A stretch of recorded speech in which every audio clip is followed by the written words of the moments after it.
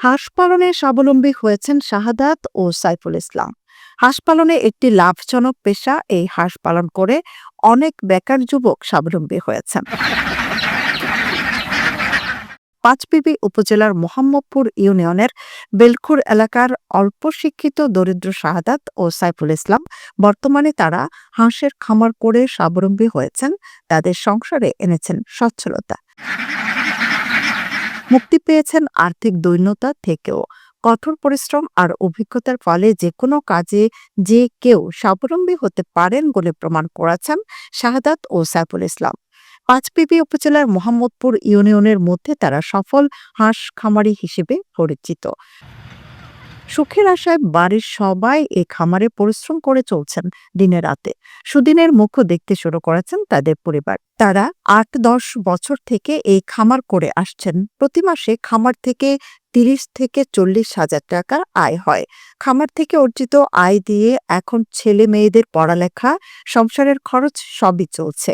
আগামীতে শাহাদাত ও সাইফুল তাদের খামার আরো বড় করার জন্য চেষ্টা করছেন। তাদের দেখে অনেক দরিদ্র পরিবার হাঁস পালনের মধ্য দিয়ে ভাগ্যের চাকা ঘুরিয়েছেন।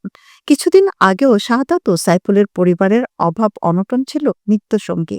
বর্তমানে শাহাদাতের খামারে ডিম পাড়া প্রায় ৪০০ বিভিন্ন জাতের হাঁস রয়েছে এবং সাইফুলের খামারে ৭০০ পিস ৫ মাসের হাঁসের বাচ্চা রয়েছে। তবে অস্ট্রেলিয়া জাতের হাঁস পালন করে তারা অধিক লাভবান হচ্ছেন।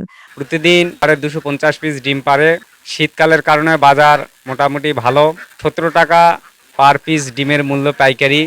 প্রত্যেক দিন 250 পিস ডিম বিক্রি করে হাঁসের খাওয়া পার ডে বাদ দিয়ে সংসার ভালো চলে এবং আয়ও হয়।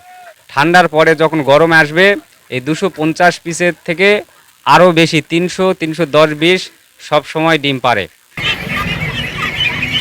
আমি এই হাঁস পালন করি প্রায় ৭ বছর ধরে আমি হাঁস পালন করি। বাচ্চা নিয়ে এসে বড় করে আমি ডিম পাড়া পর্যন্ত রাখি আর কি। তাতে মোটামুটি আর কি আমার জীবন জীবিকা নির্ভরেই চলে। বিভিন্ন এলাকা থেকে খামারিরা তাদের কাছে হাঁস, হাঁসের বাচ্চা ও হাঁসের ডিম কিনতে আসেন।